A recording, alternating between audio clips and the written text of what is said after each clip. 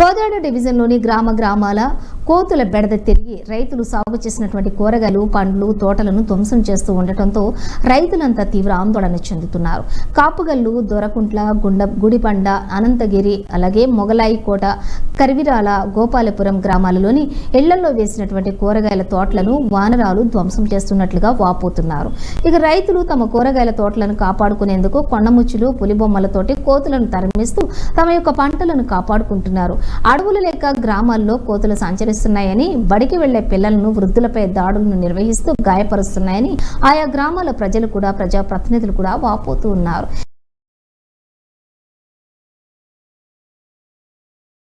ఇక ఇప్పటికైనా మరి సంబంధిత అధికారులు గ్రామాల్లో వేల సంఖ్యలో ఉన్న కోతుల బెడద నుండి పంటలను, కూరగాయల తోటలను కాపాడాలని రైతులు, రైతు సంఘ నాయకులు, ప్రజాప్రతినిధులు కోరుతున్నారు.